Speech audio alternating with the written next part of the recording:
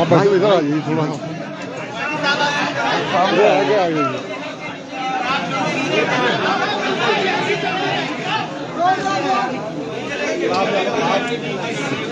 आप तमाम का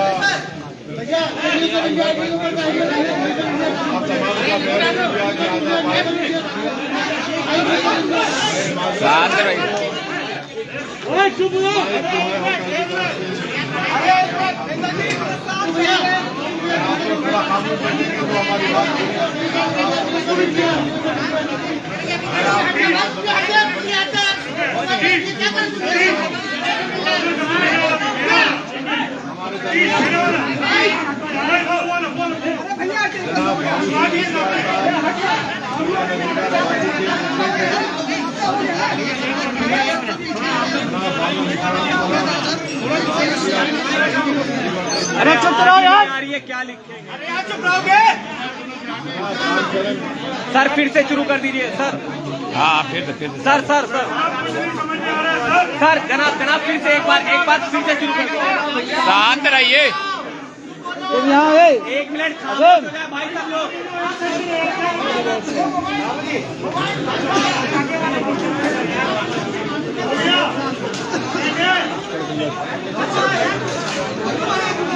एडजस्ट कर लो, सेट कर लो। थोड़ी इधर आ जाइए, थोड़ी इधर, थोड़ी इधर, थोड़ी इधर आ जाइए। आप फिर से ये बताते बड़ी खुशी होती है कि आज हमारे दरमियान में बाबू सिंह कुशवाहा साहब जन अधिकार पार्टी के अध्यक्ष हैं जनाब वामन मिश्रा। हेलो, जनता क्रांति पार्टी के परविंदर प्रसाद सिंह, नेशनल प्रेसिडेंट बहुजन मुक्ति पार्टी, और जनाब शौकत अली साहब जो AIM के यूपी के अध्यक्ष हैं। फिर से रिपीट करें, इस पे चलेंगे। तो हम तमाम ने मिलकर ये फैसला किया है कि हम लोग उत्तर प्रदेश के आने वाले विधानसभा में हम सब लोग मिलकर चुनाव में हिस्सा लेंगे और तकरीबन 95% सीट्स पर जहां पर हमारे कैंडिडेट होंगे, किस पार्टी के होंगे, वो तय हो चुका है। तीसरी बात हमने तय की है कि अगर उत्तर प्रदेश की जनता हमको अपने आशीर्वाद से, अपनी दुआओं से और अपने वोटों से कामयाब करती है तो ये जो अलायंस बना है इसके कन्वीनर जनाब बाबू सिंह कुशवाहा साहब रहेंगे।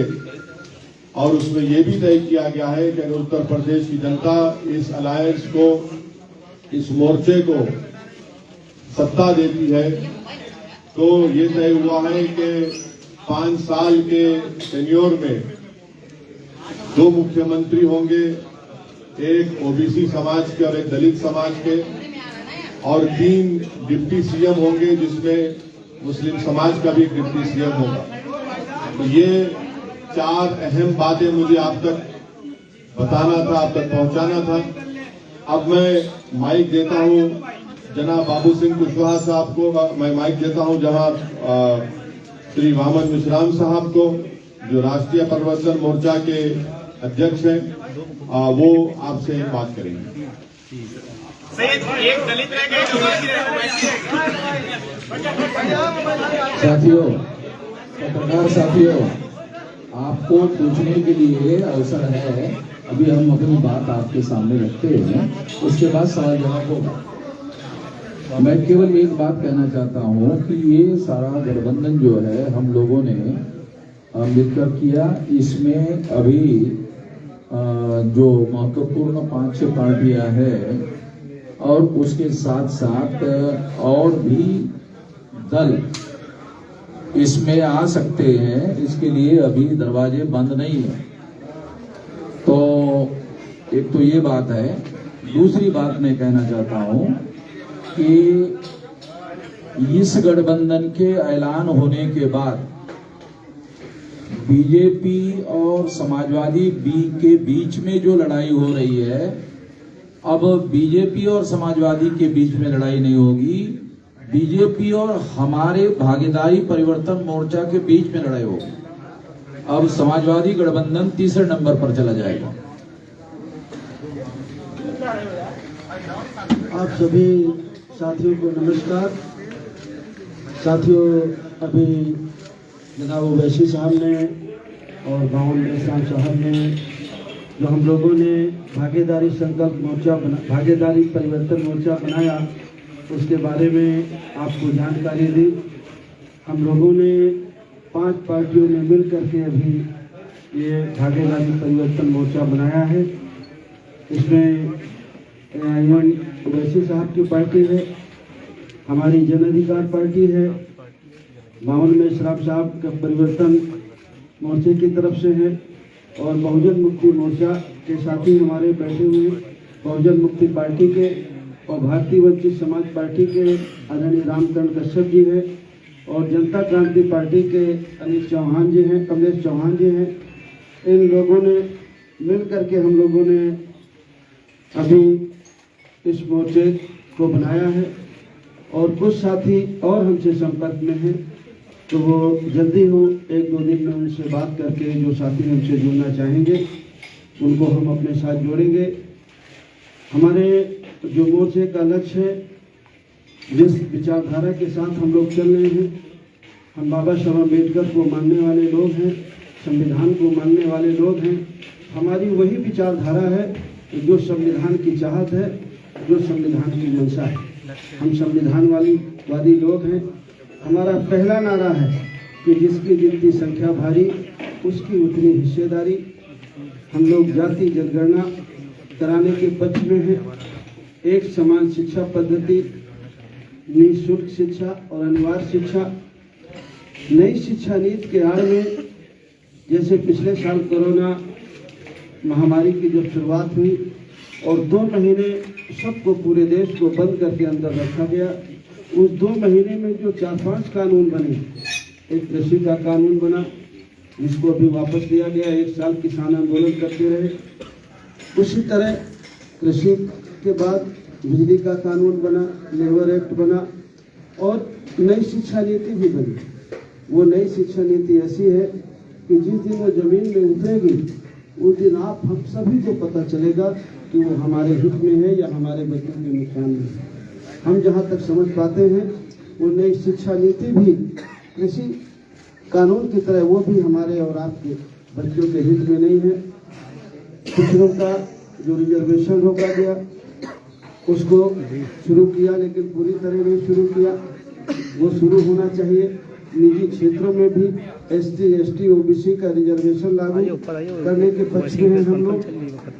और जो अभी किसान की जो फसल खरीदी जाती है उसके लिए जो उनकी मांग थी कि सरकार एक गारंटी कानून बनाए कि उससे कम में खरीद न हो। हम चाहते हैं कि अगर इस देश प्रदेश की महान जनता हम लोग उत्तर प्रदेश में भागीदारी परिवर्तन मोर्चा को अगर अपना सहयोग और पक्ष देती है तो हम लोग चाहेंगे कि उनकी उपज का सही मूल्य मिले, अच्छा मूल्य मिले, मूल्य की उनकी गारंटी दी जाए। किसानों को खाद बीज सस्ता हो, सिंचाई किसानों के लिए फ्री हो, घरेलू बिजली गरीब और कमजोर की फ्री हो, किसानों के गन्ने का भुगतान हो, छोटे दुकानदार जो मझोले दुकानदार हैं और किसान हैं उनके जो कर्जे हैं वो माफ किए जाएं। कानून व्यवस्था की बहुत बड़ी बात है उत्तर प्रदेश में, चाहे वो समाजवादी पार्टी का शासन रहा हो, चाहे आज भारतीय जनता पार्टी का शासन हो। कानून व्यवस्था की स्थिति बहुत खराब है, बहुत दयनीय है। तो हम लोगों की चाहत है कि कानून व्यवस्था अगर इस प्रदेश की जनता हमारे मोर्चे को सफलता देती है तो हमारी पहली प्राथमिकता होगी कि इस प्रदेश की कानून व्यवस्था शुरू की जाए, हमारी बहन बेटियों को सुरक्षा मिले, अन्य पिछड़े वर्गों को SC, ST को, माइनॉरिटी के जो गरीब बच्चे हैं उनको जो स्कॉलरशिप है वो मिले। पुरानी पेंशन बहाली का एक मामला आया है। कुछ लोगों ने कहा है कि हम पुरानी पेंशन बहाल करेंगे, लेकिन इस बारे में मैं एक बात कहना चाहता हूँ। जब इस देश के प्रधानमंत्री माननीय अटल बिहारी वाजपेयी जी थे, उन्होंने पुरानी पेंशन को बंद कर दिया था। अब पेंशन नहीं दी जाएगी, ऐसा उन्होंने कानून बनाया था। उस समय प्रदेश में समाजवादी पार्टी की सरकार थी और सबसे पहले अगर उस कानून को किसी ने माना तो उत्तर प्रदेश की सरकार ने माना। पिछली बार 5 साल समाजवादी पार्टी की सरकार रही, उन्होंने पुरानी पेंशन बहाल नहीं की। अभी भी बंगाल में पुरानी पेंशन लागू है। बहुत सारे प्रदेशों ने धीरे धीरे करके उस पेंशन को खत्म किया, लेकिन सबसे पहले अगर खत्म किया तो उत्तर प्रदेश की समाजवादी पार्टी ने खत्म किया। आज वो जरूर कहते हैं कि पुरानी पेंशन वो बहाल करेंगे, लेकिन वो करेंगे या नहीं करेंगे, लेकिन अगर इस मोर्चे को लोग सहयोग देते हैं, बहुमत देते हैं, तो ये मोर्चा जरूर पुरानी पेंशन को बहाल करेगा। ऐसी कुछ मुद्दों के साथ हम लोग चुनाव में जा रहे हैं। हमारे सीटों के बंटवारे में कोई विवाद नहीं है। लगभग 90-95% सीटों पर हम लोगों ने काम कर लिया है। कुछ लिस्टें हमारी जारी भी हो गई हैं। आने वाले 2-3 दिन में हमारी सारी लिस्टें जारी हो जाएंगी। कुछ बातें आपको जानकारी में देना है। वैसे जी आप कहते थे कि मुसलमानों का मुख्यमंत्री उत्तर प्रदेश में होना चाहिए, लेकिन इस बार जो मुख्यमंत्री बनाएंगे उसमें एक भी मुसलमान नहीं रहेगा। कहा था हमेशा से आप कहते रहे। हमने कहा था कि हिस्सेदारी की लड़ाई है और हमारे राष्ट्रीय स्पोक्सपर्सन आसिफ जफर साहब ने ये कहा था कि डिप्टी सीएम एक मुसलमान होना चाहिए। वही कंसिस्टेंटली हम लोग कह रहे हैं। राष्ट्रीय उलमा काउंसिल की बात नहीं की, पीस पार्टी से नहीं बात की, इत्यादि अभी आपने मालूमेश्वर साहब से सुना, ये दरवाजे खुले हैं, चाहिए वक्त इंतजार करिए, मालूम है।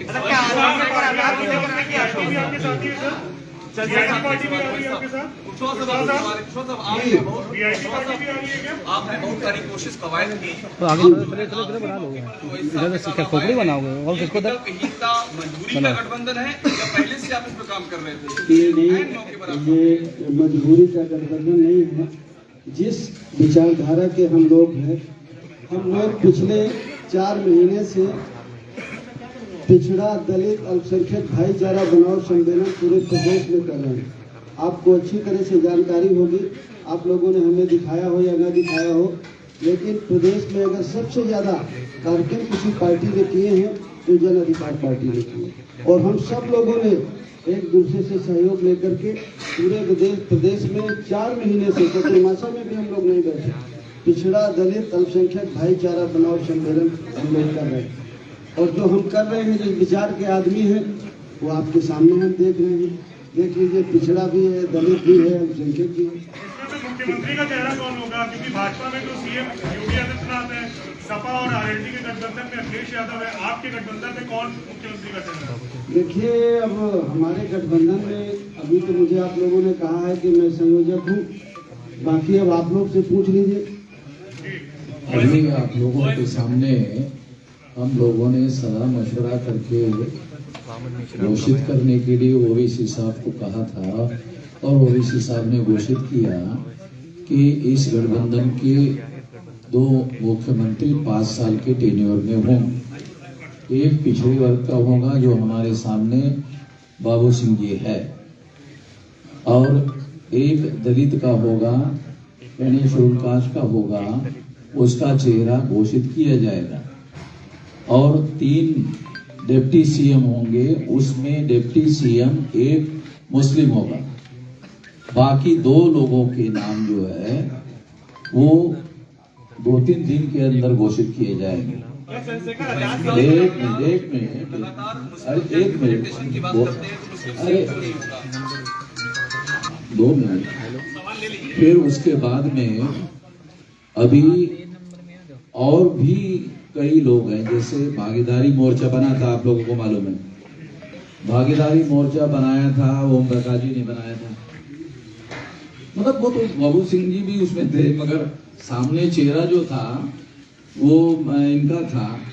वो जो है वो केवल वो चले गए, बाकी सारे भागीदारी मोर्चा के लोग इसी में शामिल है। इसके अलावा अभी और माइनॉरिटी के हो या और बैकवर्ड क्लासेस के तमाम छोटे मध्यम प्रादेशिक स्तर के दल है जो इसमें शामिल किए जा सकते हैं आने वाले समय में।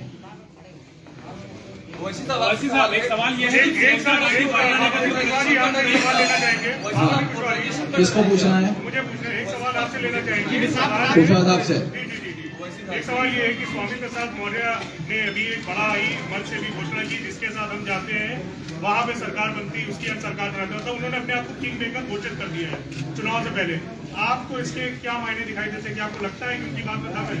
अगर वो कह रहे होंगे तो होंगे, और उसमें हम क्या कह सकते हैं? वैसे ही इधर ले सर, सीटों का कुछ फाइनलाइजेशन हुआ है? सीटों पे कुछ फाइनलाइजेशन हुआ है सर? हाँ, सीटों का हो। कितनी सीटों पर लड़ रहे हैं? 95 सीटों पर हमारा 95% सीटों पर हमारा रिपीट कितनी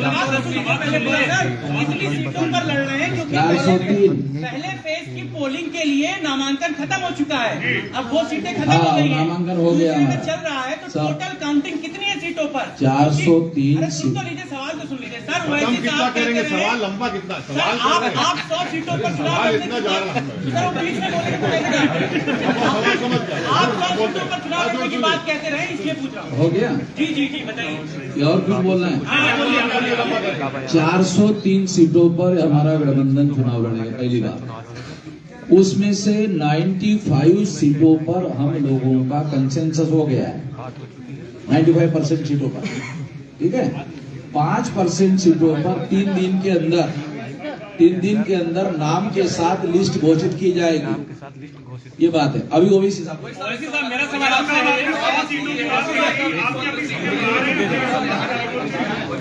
देखिए, पंडित और लोग भी हैं। हमारी बाबू सिंह कुशवाहा साहब की, वामन मिश्राम साहब की, परविंदर प्रताप सिंह साहब की, कमलेश चौहान साहब की, रामचरण कश्यप साहब की, रामकरण कश्यप साहब की, हम लोगों की बातचीत बहुत दिन से चल रही है।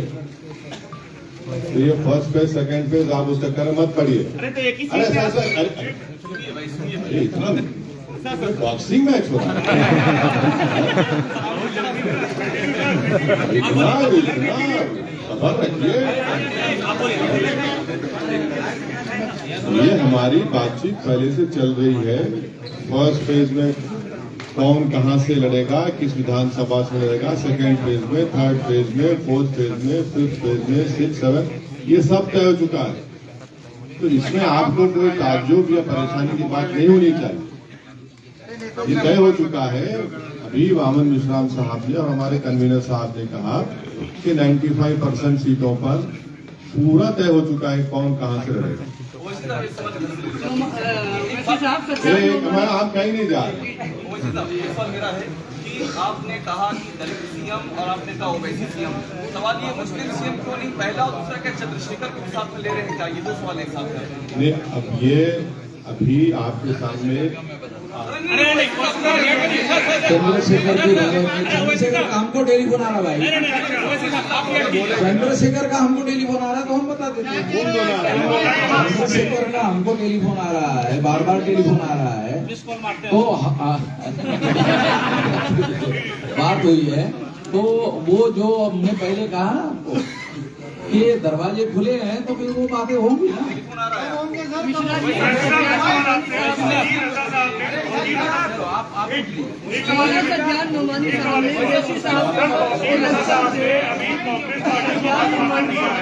मुझे कुछ नहीं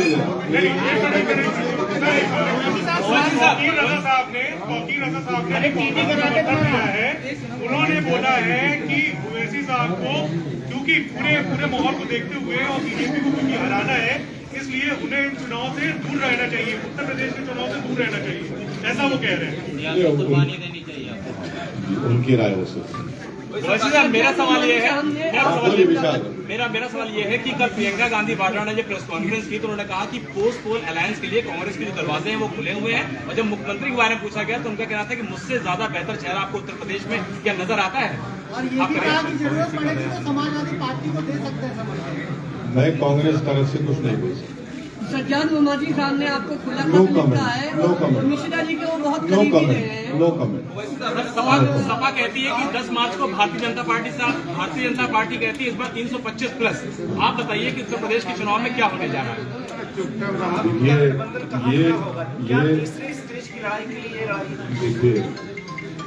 ये जो लड़ाई है, ये पूरे कमजोर लोग मिलकर एक ताकत बन रहे हैं और ये 99% वर्सेस 1% की लड़ाई,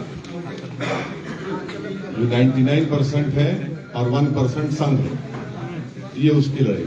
वैसे तो आपने पहले कहा था 100 सीटों पर लड़ेंगे, अब क्या? हाँ, अरे आप लिस्ट देखते जाइए ना। नहीं तो 403 पे अगर बात अरे हो रही है तो 150 पे लड़ेंगे, हमारे 200 पे अरे लड़ेंगे। पूरे नंबर आ जाएंगे आपके, पूरे नंबर आ जाएंगे आपके पास। क्यों आप फिक्र मत रहिए, मुतमईन रहिए। मुस्लिम सीएम के इशू पर आप लोग बता नहीं रहे थे कि वो हाँ, जैसे जो हो सकता पश्चिम में है बड़ी दावेदारी आपकी सुनिए, ये बात तय हो चुकी है, जिसका जिक्र अभी हमारे कन्वीनर साहब बाबू सिंह कुशवाहा साहब ने कहा, वामन मिश्रा साहब ने कहा, उसी पर हम खाए। सर, आजम खान की अरे रिहाई अभी- के हवाले से आजम खान? आजम खान की रिहाई के हवाले से आप आवाज बुलंद किए हैं। अब्दुल्ला आजम ने कहा है कि अगर हमारे सच्चे हमदर्द हैं तो उनको उनकी वजह से जो सियासी नुकसान हो रहा है उससे देखो। तो उनको अपना नुकसान किससे हुआ वो पहले समझ ले। उनको किससे नुकसान हुआ वो उस बात को समझ ले। वैसे ही कोई ऐसी सीटें हैं जिसमें बाबू सिंह कुशवाहा जी की पार्टी और आप ना, दोनों ने एक साथ नो, प्रत्याशी- नहीं है, बिल्कुल नहीं है, सब क्लियर है। लेकिन पश्चिमी उत्तर प्रदेश में आरएलडी और सपा के ऐसे कैंडिडेट्स हैं जो कि सपा के भी नामांकन हो रहा है और आरएलडी का भी नामांकन हो रहा है। क्या सिर्फ अक्टूबर की शुरुआत नहीं हो गई है? अच्छी बात है ना, मुबारक हो उनको। मुबारक हो, बल्कि उनका हसनपुर का जो कैंडिडेट है माशाल्लाह से वो तो आरएसएस के हैं और उनकी फोटो भी आई है। और माशाल्लाह से जो लोनी के आरएलडी के कैंडिडेट हैं उनके ताल्लुक से कहा गया कि दिल्ली के नॉर्थ ईस्ट के राइट्स में भी उनका जिक्र खैर आ रहा है, वो बता दें वो भी। तो अब ये तो ऐसा है तो ये ठीक है, आ रहा है सामने, देखिए। बाबू सिंह कुशवाहा जी आपके पुराने साथी ओम प्रकाश राजभर कह रहे हैं कि उनकी पार्टी का नाम है जन अधिकार, लेकिन कोई उनका वो है नहीं इस समय, चाहे 403 पे लड़े कोई फर्क नहीं पड़ेगा। कोई बात नहीं, कह सकते हैं बड़े नेता, हमें उनकी बात पर कुछ नहीं कहना। बड़े नेता का डिफिनेशन इसमें क्या है विश्वास साहब? कुछ आप रहस्यमय चीज बता रहे हैं। कितने बड़े नेता है? देखिए और तो मैं सबसे बात करता हूँ, लेकिन अभिषेक जी से मैं बहुत करता हूँ। मैं आप सबके बीच में कह रहा हूँ। अभी ये मुझे थोड़ी देर पहले पा गए थे तो मैं दौड़ के भागा, तब भी ये मुझे पकड़ ली। तो क्योंकि अपने अपने आदमी के, हर आदमी के अपने दावे हैं, हर पार्टी के अपने दावे हैं। बीजेपी गठबंधन के अपने दावे हैं, बीएसपी के अपने दावे हैं, कांग्रेस के अपने दावे हैं, समाजवादी गठबंधन के अपने दावे हैं। सब अपने अपने कुछ भरोसे में, कुछ उनको जानकारी होती तो कह रहे हैं। हम भी भरोसे के साथ कह रहे हैं कि हम भी पूरी मजबूती के साथ लड़ेंगे और किसी से कम नहीं लड़ेंगे और किसी से कम जीतेंगे। तमाम लोगों ने आपसे संपर्क किया था, बीजेपी चाह रही थी कि आप उनके साथ जाए, बात नहीं बनी क्या? देखिए संपर्क राजनीति में जैसे 2-4 महीने पहले समाजवादी पार्टी से भी हुआ, कांग्रेस के भी लोगों से बातचीत होती है, बीजेपी के लोगों से भी बातचीत है। बातचीत का कोई मतलब ये नहीं है कि नहीं हमारा अलायंस हो रहा है। जो हमारा अलायंस हो रहा है, आज हम पिछले 3 महीने से हम लोग बातचीत कर रहे हैं।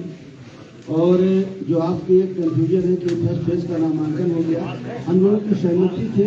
हम लोगों ने नामांकन हमारे कैंडिडेटों ने किया हर सीट में, कहीं आपने किया है, कहीं आपने किया है, कहीं आपने किया है, कहीं आपने किया है। तो सारे कैंडिडेट हैं और हमारी पूरी कोशिश है कि 403 में कोई सीट छूटे ना और हम लोग मिल करके 403 सीटों में पूरी मजबूती के साथ लड़ें। कोई लेट नहीं हुआ, हम नहीं लेट है, हमारी पूरी तैयारी है। आज अखिलेश यादव ने आरोप लगाया है कि क्योंकि भाजपा ने आज प्रचार वाहन आज डिजिटल जो प्रचार तैयारियां थी उनकी तैयारियां पहले से थी, तो क्या चुनाव आयोग के अधिकारियों ने बीजेपी को पहले से ही लीक कर दिया था कि इस बार डिजिटल प्रचार होना है? क्या आप भी मानते हैं कि अधिकारियों ने कुछ लीक की थी चुनाव आयोग की? और इसी से जुड़ा हुआ सुनिए, एक मिनट देखिए, जितने पॉलिटिकल पार्टी का और पॉलिटिकल पार्टी का आपने नाम लिया, क्या समाजवादी पार्टी ने इलेक्शन कमीशन ऑफ इंडिया को लेटर लिखकर ये कहा कि फिजिकल रैलीज अलाउ की जाए? सिवाय हमारी पार्टी के किसी एक पॉलिटिकल पार्टी ने इलेक्शन कमीशन ऑफ इंडिया को लेटर नहीं लिखा। मैं शुक्रगुजार हूं इलेक्शन कमीशन ऑफ इंडिया के चीफ इलेक्शन कमिश्नर का कि हमारी उनसे नोटिफिकेशन आने के 2 दिन के अंदर हम वो हमसे फोन पर बात की। हमने उनसे रिक्वेस्ट किया कि सर आप कम से कम एक पॉलिटिकल पार्टी को एक विधानसभा में 500 लोगों के साथ फिजिकल रैली करने की इजाजत दीजिए, पूरा कोविड नॉर्म्स को फॉलो करके। और फिर हमने यही बात को चीफ इलेक्शन कमिश्नर को लिखकर भी दिया। हमने कहा कि फ्री एंड फेयर इलेक्शन का मतलब यह है कि सबको एक लेवल प्लेइंग फील्ड मिले। तो आपको भी लिखकर देना चाहिए था, आपने क्यों लिखकर नहीं दिया? हमें तो लिखकर दिया है और हमको यकीन है कि इलेक्शन कमिश्नर उस पर गौर करेंगे और उस पर एक फैसला लेंगे। अब जब किसी पॉलिटिकल पार्टी को फिजिकल रैली की और पदयात्रा की परमिशन नहीं है तो फिर हमको जो कर सकते हैं वो करना पड़ेगा, ताकि हमारा मैसेज, हमारा पैगाम जनता तक पहुंच सके। नहीं है, मगर हमारे तालुका शिवपाल यादव साहब से पर्सनली है और रहेंगे इंशाल्लाह। आज बीजेपी ने चुनावी रथ निकाला है, करीब सैकड़ों, जिसमें पोस्टर लगे हैं, एलईडी लगी हुई है। आपने कहा कि चुनाव आचार संहिता का उल्लंघन नहीं। अगर वो परमिशन नहीं लिए है ईसीआई से तो जाहिर एक्शन लेना चाहिए। वो अगर परमिशन लिए, मुझे नहीं मालूम, लिए नहीं।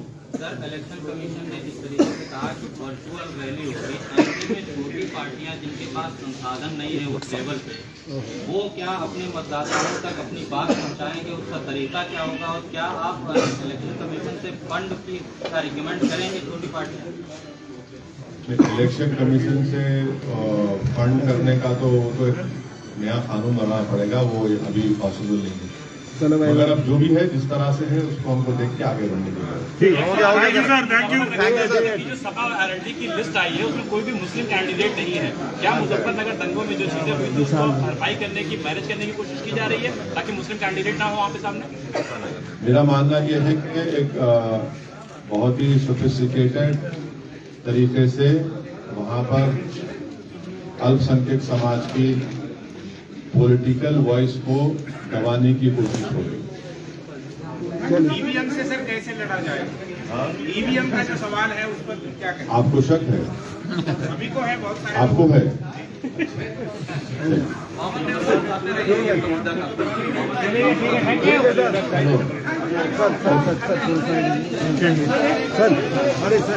पीटी नहीं होगा सर, पीटी नहीं होगा।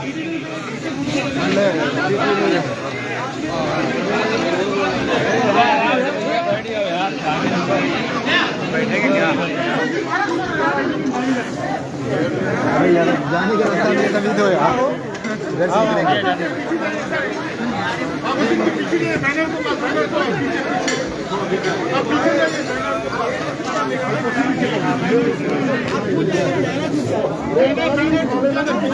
सीखने